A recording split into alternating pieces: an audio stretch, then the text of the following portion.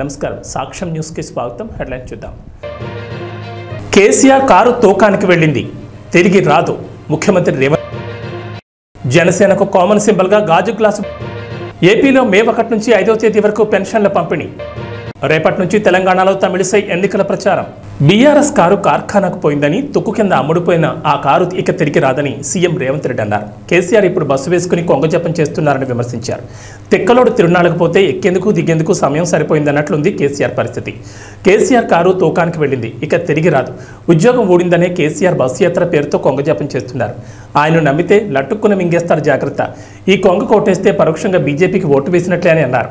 ఆదివారం Malkajgiri parliament segment పరిధిలోని LB Nagar, యాప్రాలో నిర్వహించిన రోడ్ షో, కార్నర్ మీటింగ్లో రేవంత్ పాల్గొన్నారు. మల్కాజ్గిరి కాంగ్రెస్ అభ్యర్థి పట్నం సునీత మహేందర్ రెడ్డికి మద్దతుగా ప్రచారం నిర్వహించారు. తెలంగాణ చరిత్ర తెలియదు, భూగోళం తెలియదు. మొన్నెక్కనో మాట్లాడుకుంటూ కృష్ణానది కూడా నేనే కట్టిన అంటాడు. ఎవడన్నా నది కడతాడా ప్రపంచంలో? కట్టిన అంటే సోషల్ మీడియాలో భయంకరంగా ట్రోలింగ్ చేసినారు వాళ్ళందరూ కూడా. ఏరి కోరి మొగర్ని తెచ్చుకున్నాడు ఒక ఆమె. ఏరి కోరి మొగర్ని తెచ్చుకుంటే ఎగిరెగిరి తనిండట వాడు. మనం ఇవాళ వాళ్ళ అడ్డగోలు హామీలు చూసి మోసపోయి ఓట్లేస్తే కేవలం 4-5 నెలలే ఏం జబ్బు వచ్చింది నాకు అర్థం కాదు. తెలంగాణకు కరెంట్ ఎక్కడ పోయింది? సాగునీళ్ళు ఎక్కడ పోయినాయి? పంటలు ఎందుకు ఎండుతున్నాయి? మంచినీళ్ళ కరువు ఎందుకు వస్తున్నది?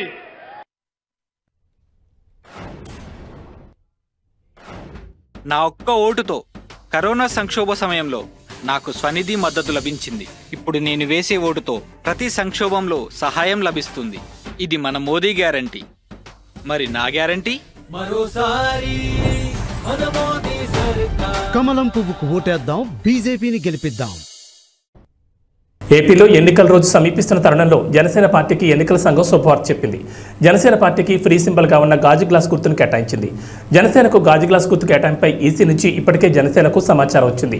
తాజాగా కలెక్టర్లతో జరిగిన సమావేశంలోనూ ఏపీ ఎన్నికల ప్రధాన అధికారి ముఖేష్ కుమార్ మీనా దీనికి సంబంధించి కీలక ఆదేశాలు జారీ చేశారు.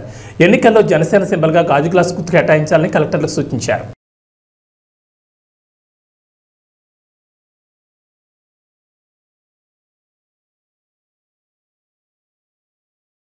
వరంగల్ రోడ్ షోలో కేసీఆర్ కొన్ని ఆసక్తికర విషయాలను కామెంట్ చేశారు. ఈ సందర్భంగా మాట్లాడుతూ వరంగల్ జిల్లాతో నాకు విడదీరని బంధం ఉందన్నారు. పోరుగాళ్ళు అయితేనే తెలంగాణ వచ్చిందని, 24 అంతస్తుల హాస్పిటల్ కట్టుకున్నామని సీఎం అద్దం పద్దం లేని మాటలు మాట్లాడుతున్నారని కేసీఆర్ అన్నారు. కాళేశ్వరం ప్రాజెక్టుతో కాకపోతే వరంగల్ జిల్లాకు నీళ్లు ఎలా వచ్చాయని, సీఎం ఎక్కడో కృష్ణానది కూడా నేనే కట్టానన్నాడని, తెలంగాణ భౌగోళికం గురించి రేవంత్ రెడ్డికి తెలియదన్నారు. ఇక్కడి వనరుల గురించి ఆయనకు అవగాహన లేదని కేసీఆర్ అన్నారు.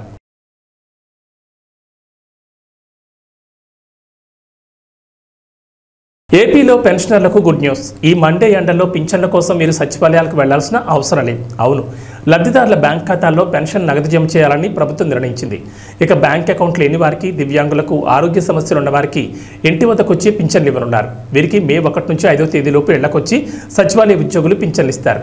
పెన్షన్ల పంపిణీలో లబ్ధిదారులకు ఇబ్బందులు లేకుండా చూడాలన్న ఈసీ ఆదేశాలతో విధి విధానాల్లో ఈ మేరకు మార్పులు చేసింది ప్రభుత్వం. మాజీ గవర్నర్ తమిళిసై సౌందరరాజన్ రేపటి నుంచి రాష్ట్రంలో ఎన్నికల ప్రచారం నిర్వహించనున్నారు. తమిళనాడు బీజేపీ వాలంటీర్లతో కలిసి 10 రోజుల పాటు ఆ పార్టీ ఎంపీ అభ్యర్థుల తరఫున ప్రచారంలో పాల్గొంటారు. గవర్నర్ పదవికి రాజీనామా చేసిన ఆమె తమిళనాడులోని చెన్నై సౌత్ లోక్సభ స్థానానికి బీజేపీ అభ్యర్థిగా బరిలో ఉన్నారు. ఆ స్థానానికి తొలి విడతలో పోలింగ్ పూర్తయింది. ఒడిశా, పశ్చిమ బెంగాల్లో తీవ్రమైన వేడిగాలులు వీస్తాయని తెలిపింది వాతావరణ శాఖ. ఈ పరిస్థితుల వల్ల ఒడిశా, బెంగాల్ ప్రాంతాలకు రెడ్ అలర్ట్ జారీ చేసినట్టు తెలిపింది ఐఎండీ. బెంగాల్లోని గంగానదిలో చాలా రోజులుగా తీవ్ర వేడిగాలులు వీస్తున్నాయని, అందుకే రెడ్ అలర్ట్ ప్రకటించామని ఐఎండీ సీనియర్ శాస్త్రవేత్త సోమాసేన్ రాయ్ తెలిపారు. ముఖ్యంగా ఉత్తర ఒడిశాలో తీవ్రమైన హీట్ వేవ్ పరిస్థితులు ఉంటాయని తెలిపారు అధికారులు. బెంగాల్లో లాగా వేడిగాలులు తీవ్రత లేకున్నా చాలా రోజుల వరకు హీట్ వేవ్ ఉంటుందని రెడ్ అలర్ట్ ప్రకటించామంది ఐఎండీ. తూర్పు ప్రాంతంలో ప్రస్తుతం ఉష్ణోగ్రత చాలా ఎక్కువగా ఉంటుందని తెలిపింది. బీహార్, జార్ఖండ్ ప్రాంతాలకు ఆరెంజ్ అలర్ట్ జారీ చేసింది. కేరళలోని ఉత్తర ప్రాంతాలకు ఎల్లో అలర్ట్ జారీ చేసింది. దేశంలోని ఉత్తరాది ప్రాంతాల్లో అకస్మాత్తుగా వాతావరణంలో మార్పు రావడంతో ఢిల్లీ సహా కొన్ని ప్రాంతాల్లో పిడుగులు పడ్డాయని తెలిపింది IMD. So now this heat wave present condition is very much vulnerable to all people. Initially actually we used to say that initial stage that it was it is dangerous for the vulnerable group, that is infant and the aged. But now this condition is vulnerable to each and every one of us. Even young people may have the heat stroke, then your heat cramp and all these things. ఉత్తరప్రదేశ్లోని ఉన్నావ్లో ఘోర road ప్రమాదం జరిగింది. Private bus truck ఢీకొన్న ఘటనలో 6 మృతి చెందారు, మరో 15 మంది గాయాలయ్యాయి. ఈ ప్రమాదం నసీపూర్ కొత్వాలీ ప్రాంతంలోని జమాల్దీపూర్ గ్రామ సమీపంలో ఆదివారం మధ్యాహ్నం 3:30 ప్రాంతంలో చోటు చేసుకుంది. ప్రయాణికులతో బంగార్మా వైపు వెళ్తున్న ప్రైవేట్ బస్సును ముందు నుంచి వస్తున్న ట్రక్కు ఢీకొట్టింది. దీంతో బస్సులో ప్రయాణిస్తున్న 6 అక్కడికక్కడ మృతి చెందారు. దేశంలో మరో అతిపెద్ద డ్రగ్స్ రాకెట్ను నార్కోటిక్స్ కంట్రోల్ బ్యూరో ఛేదించింది. భారత్లోకి అక్రమంగా మాదక ద్రవ్యాలు సరఫరా చేయాలనుకున్న పాకిస్తానీయుల కుట్రల్ని భగ్నం చేసింది. Anti terrorist narcotics control bureau చేపట్టిన ఆపరేషన్లో భాగంగా 602 కోట్ల విలువైన మాదక ద్రవ్యాలను అధికారులు ఆదివారం స్వాధీనం చేసుకున్నారు. గుజరాత్ తీరంలో ఏకంగా 86 కిలోల డ్రగ్స్ను అధికారులు సీజ్ చేశారు. నిందితులను అదుపులోకి తీసుకునేందుకు ప్రయత్నిస్తుండగా ఎదురుకాల్పులకు పాల్పడ్డారు. వారిని చుట్టుముట్టిన 14 మందిని అరెస్ట్ చేశారు. వీరిని పాకిస్తాన్ చెందిన వారిగా గుర్తించారు. ఇటీవల గుజరాత్, రాజస్థాన్లో రహస్యంగా నడుపుతున్న డ్రగ్స్ ల్యాబ్ల గుట్టును నార్కోటిక్స్ కంట్రోల్ బ్యూరో రట్టు చేసింది. ఈ ప్రాంతంలోని 3 తయారీ కేంద్రాల నుంచి సుమారు 300 కోట్ల విలువైన మాదక ద్రవ్యాలను స్వాధీనం చేసుకుంది. ఈ సంఘటన జరిగిన మరుసటి రోజు గుజరాత్ తీరంలో పెద్ద ఎత్తున డ్రగ్స్ పట్టుపడడం కలకలం రేపుతోంది. ఆంధ్రప్రదేశ్లో వరుసగా రెండోసారి అధికారంలోకి రావడమే వైసీపీ లక్ష్యంగా పెట్టుకుంది. మ్యాజిక్ ఫిగర్కు అవసరమైన సీట్లను సాధించడానికి రాజకీయ వ్యూహాలకు పదును పెడుతోంది. వైసీపీపై ప్రజల్లో వ్యతిరేకత ఎక్కువగా ఉండడంతో వైసీపీ నేతలు ఒకంత ఆందోళన చెందుతున్నట్లు తెలుస్తోంది. సీఎం జగన్ మేమంతా సిద్ధం బస్సు యాత్ర తర్వాత కూడా నియోజకవర్గాల్లోని పరిస్థితులు వైసీపీకి అనుకూలంగా లేవనే సంకేతాలు వెలువడంతో ఇక చివరి అస్త్రాన్ని ప్రయోగించాలని వైసీపీ నిర్ణయించినట్లు చర్చ జరుగుతోంది. జగనన్న అమ్మఒడి ఇది నిజంగా నా పెట్ ప్రాజెక్ట్. అంటే అన్ని ఎవడు ఊహించిన ప్రాజెక్టులు అన్నీ నా పెట్ ప్రాజెక్ట్స్, కానీ అన్ని నా ప్రజల కష్టాల నుంచి, వాళ్ళ కష్టాలను చూసి వాటిని మంచి బాగుపరచాలి, వాళ్ళ బ్రతుకులను తాపత్రయం నుంచి బయటకు వచ్చిన ప్రతి స్కీము. జగనన్న అమ్మఒడి అనేది పిల్లలకు సంబంధించింది కాబట్టి నాకు మనసుకు చాలా దగ్గర.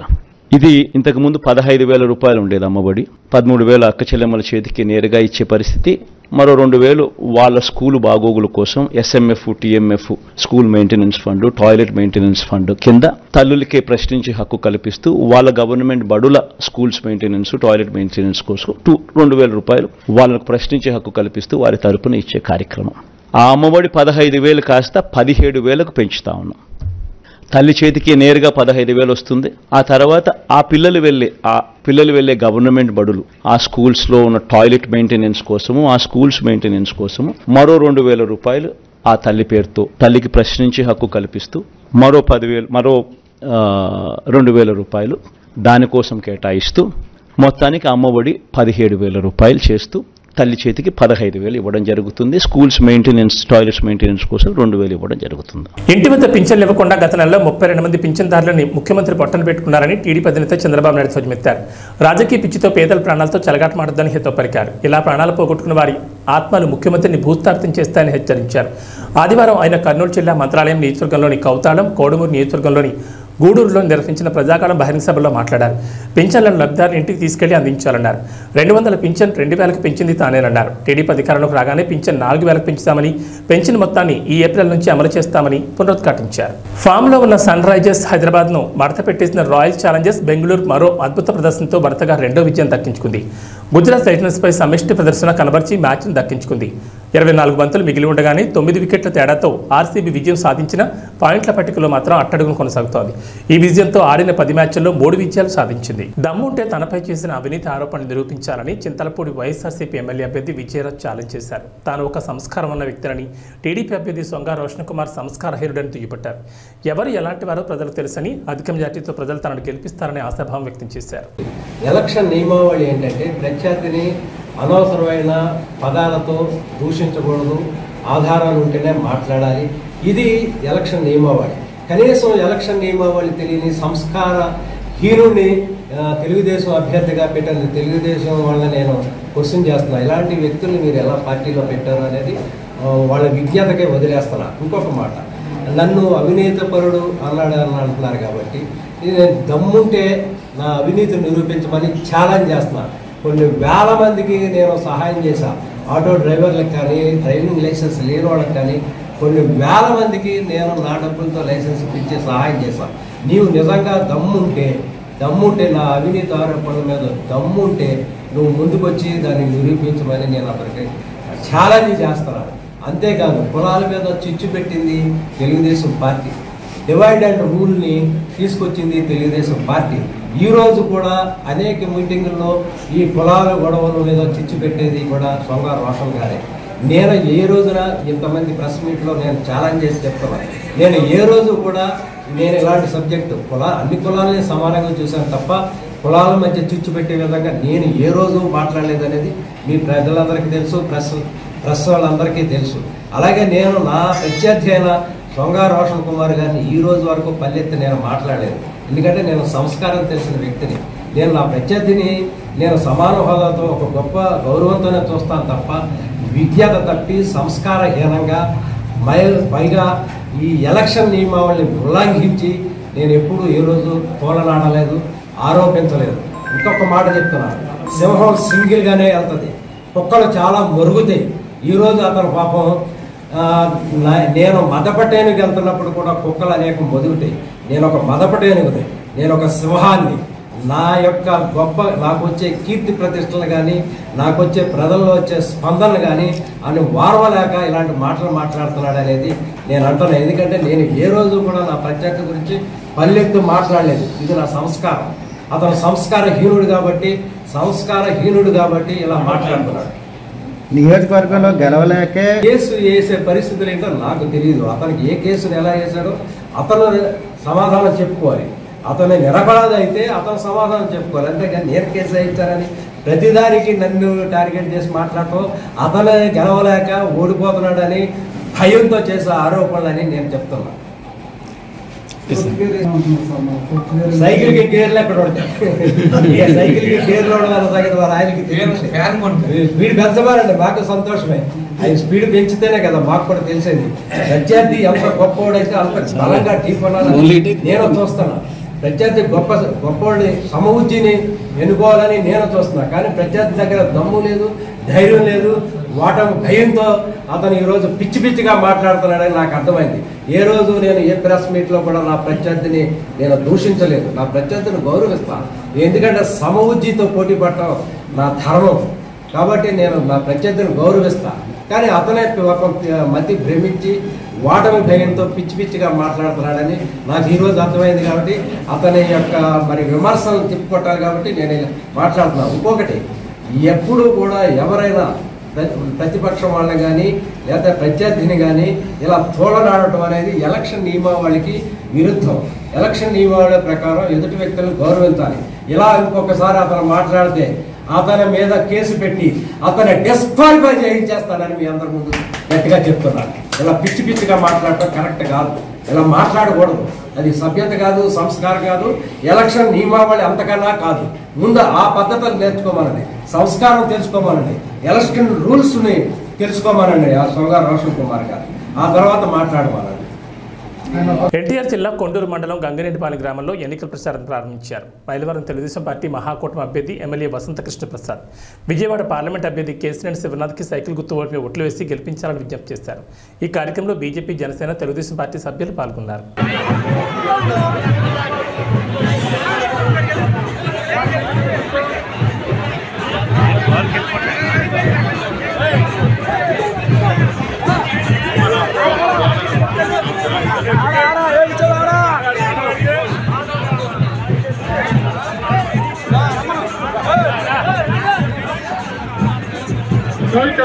సైకిల్ గుర్తుగా పవిత్రమైన అమూల్యమైన ఓటుకు వేసి గెలిపించవలసిందిగా కోరుతున్నాము. ఓటర్ మహాశయులారా దయచేసి వెనకాల ఉన్న కార్యకర్తలు అభిమానులతో ముందుకు రావాలండి. ఏలూరు జిల్లా చింతలపూడి నియోజకవర్గం మట్టంగూడెం గ్రామంలో యువ నాయకులు గంటా సాయి నాయకత్వంలో యువకులు, మహిళలు దాదాపు 50 కుటుంబాలు టీడీపీ తీర్థంపుచ్చుకున్నాయి.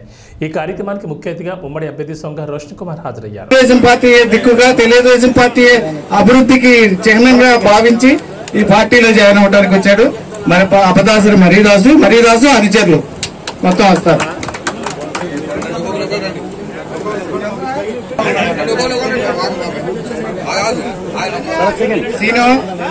సీను మీరందరూ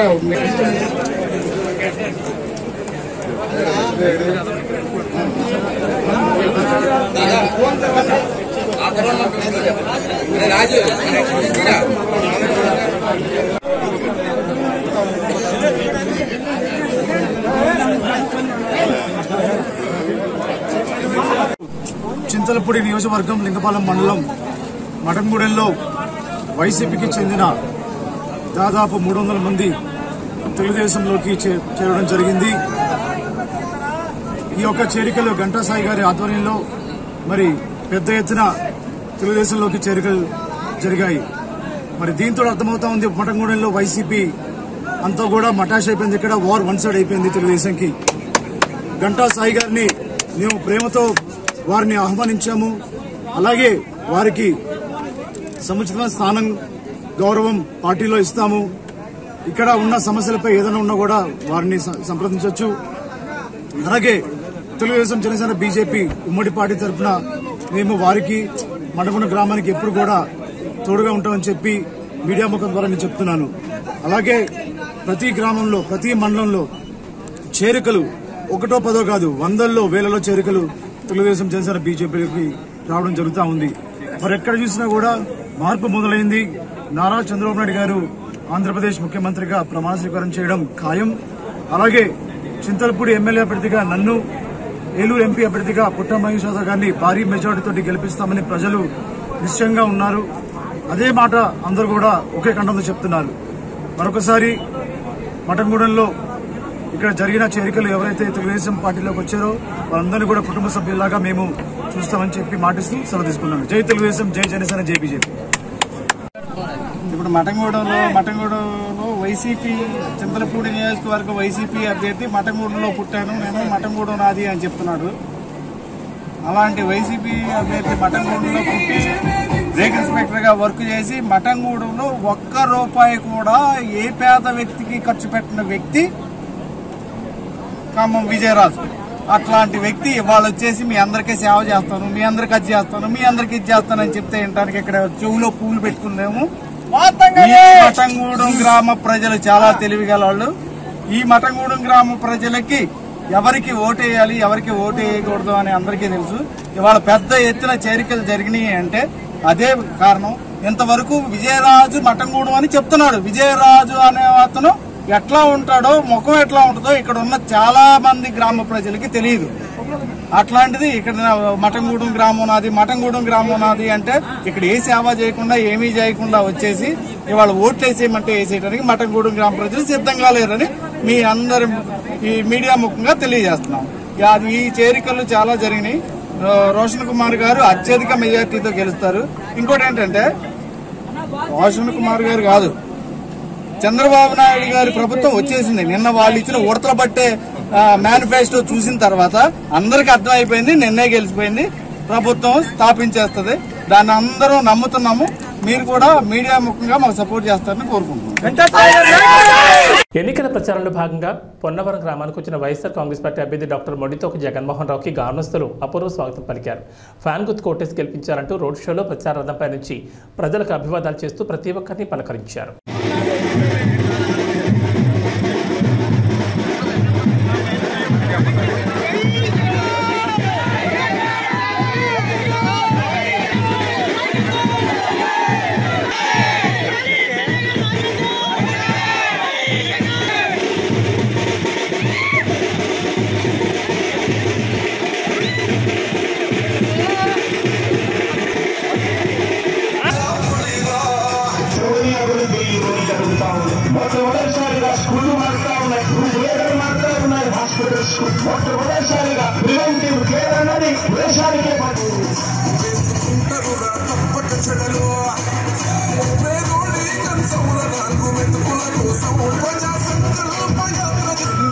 కట్టడమే నీ ఎజెండా, చెలగుండల గుడి కట్టడమే చేయను ఎజెండా.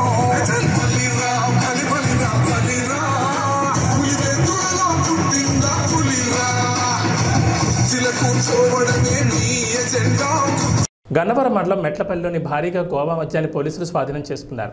మెట్లపల్లిలోని ఓ మామిడి తోటలో మద్యాన్ని అక్రమంగా నిల్వ ఉంచారంటూ పోలీసులు సమాచారం రావడంతో పోలీసులు సోదాలు నిర్వహించగా భారీ మొత్తంలో గోవా మద్యం బయటపడింది. వీటి విలువ సుమారు 75,50,000 రూపాయలు ఉంటుందని అంచనా.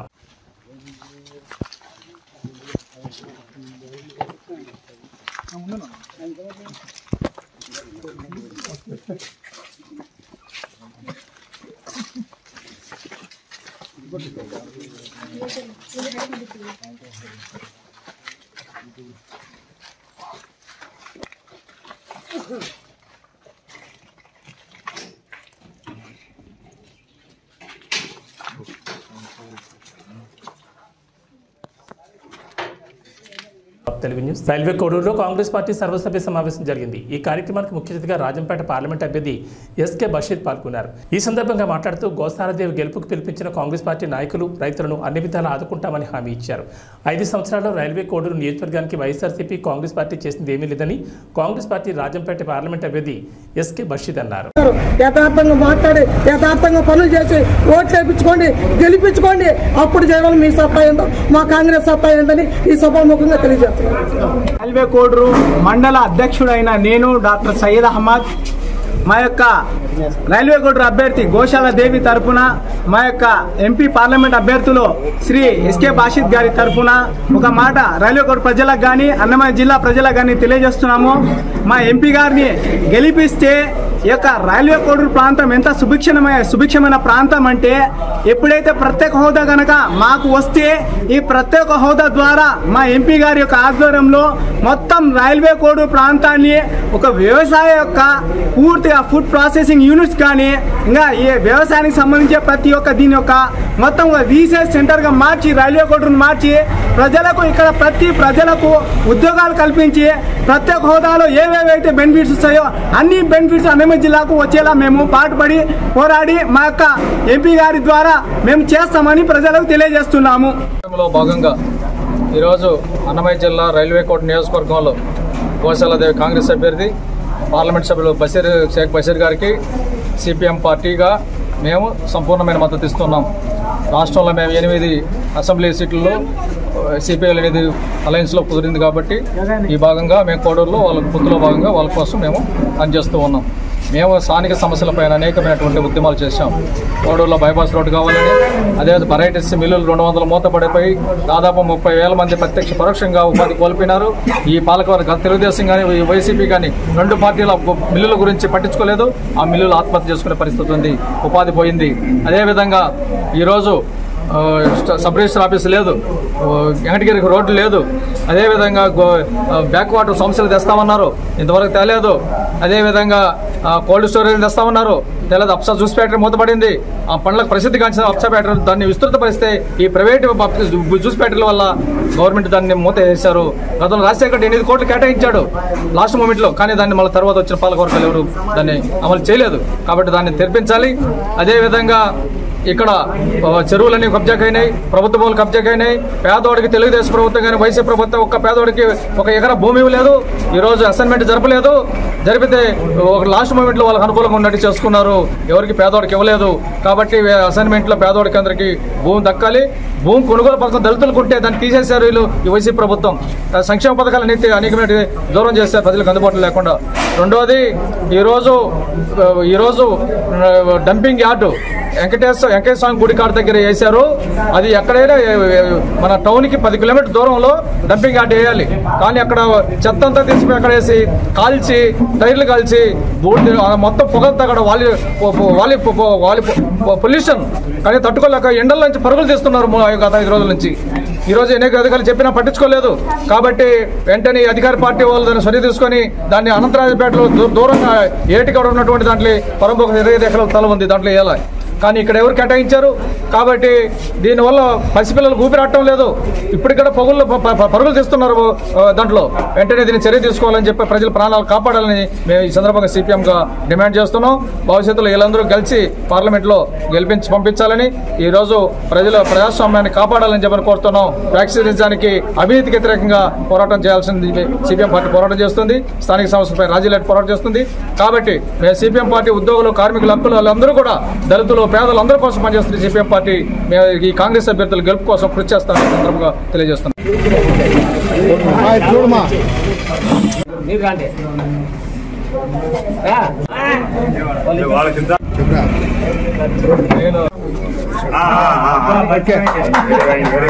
సార్ ఎట్లా సోదరా నమస్తే.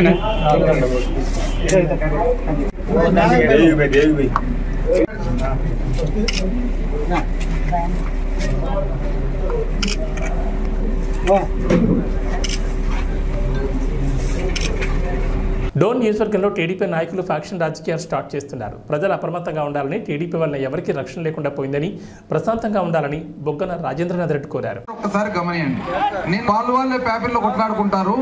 ఆ కొట్లాటను ఈ పక్క 15 జీపులు, ఆ పక్క 15 జీపులు తీసుకొని వెంటబడుకుంటూ డోన్కు పోతారు. ఆడ నుంచి వెంటబడుకుంటూ బేతంచెర్లకు పోతారు. అక్కడ నుంచి పరిగెత్తిపోయి నా దగ్గరలో కూర్చుంటారు. ఎంత అన్యాయం అండి ఇది. అంటే మీరు మళ్ళా పాత కక్షలు, పాత పద్ధతులు నేర్పియాలనే ఉద్దేశం మీలో ఉందా? లేకుంటే ఎందుకు గాను 15 రోజుల లోపలనే ఎందుకు ఈ సంస్కారం మొదలు పెడుతున్నారని చెప్పి ఒక్కసారి పెద్దోళ్ళు మీరు అందరూ కూడా గమనించాలి.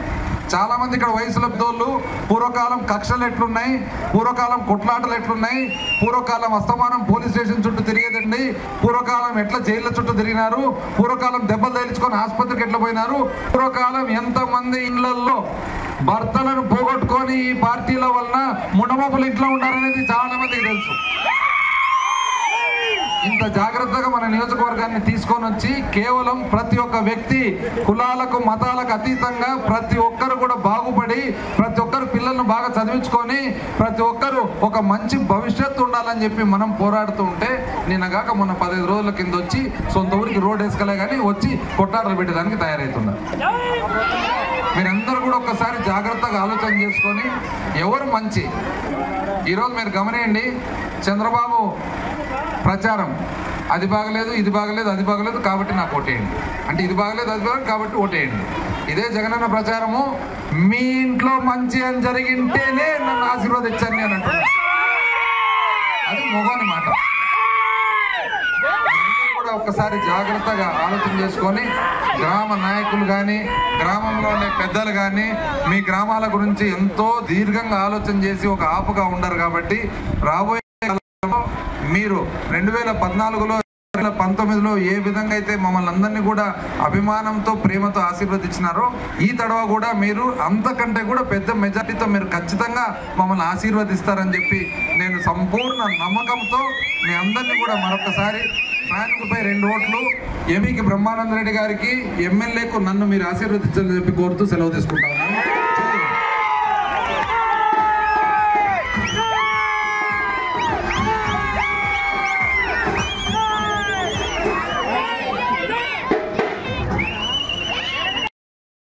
ఖమ్మం బీఆర్ఎస్ పార్టీ ఎంపీ అభ్యర్థి నామా నాగేశ్వరరావు స్థానిక కూరగాయల మార్కెట్లో ఎన్నికల ప్రచారం నిర్వహించారు. ఈ సందర్భంగా నామా తాను 2 సార్లు ఎంపీగా చేసిన అభివృద్ధిని వివరించి తన కారుగుర్తుకు ఓటు వేయాలని అభ్యర్థించారు.